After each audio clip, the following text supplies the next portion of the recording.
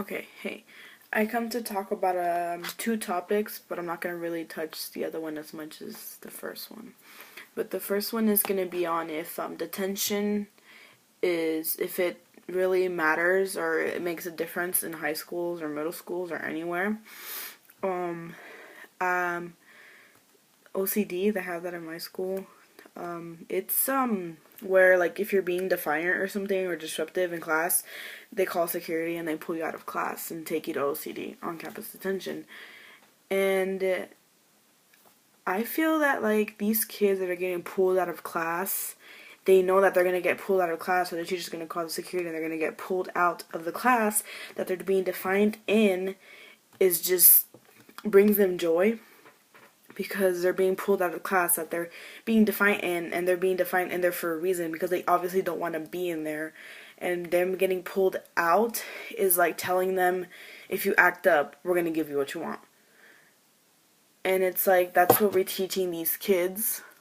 Well, us, but I'm not in there. And it's not really like,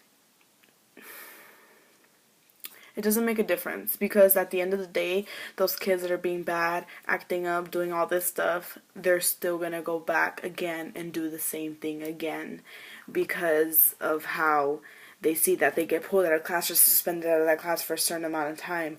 Yeah, they get their work, like the teachers give them their work, but doesn't mean they're gonna go to OCD and do it. I don't think the security stays on top of you and make sure that you actually do your work. I don't think I've ever seen that happen. But it's all the kids' choices that they have. And the second topic I'm going to talk about is tardy sleeps. Because I see, they do, okay, I understand for the other tardy sleeps that are during school, but the ones that start for like first period, I really see no point in those because people sometimes have transportation issues and they have no way of getting there on time, or they have to go drop off brothers or sisters or anything, drop off their parents at their work before they can go to school. And they have to be late. There's no other choice of them being early or late because you can't drop off your brother at school at 7 o'clock in the morning when their school starts at 8:30.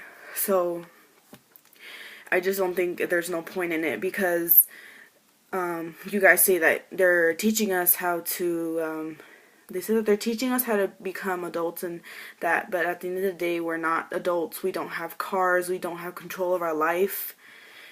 You may think we're kids, but some kids out there have more responsibilities than other teenagers. And it's like, not saying like to single them out, but to just, like, yeah, have tardy sleeps, but for like every, like, I don't think it should be for morning periods for the first period. I just don't think there's no point because people do have situations that they can't get on time at all, or the buses are late or anything.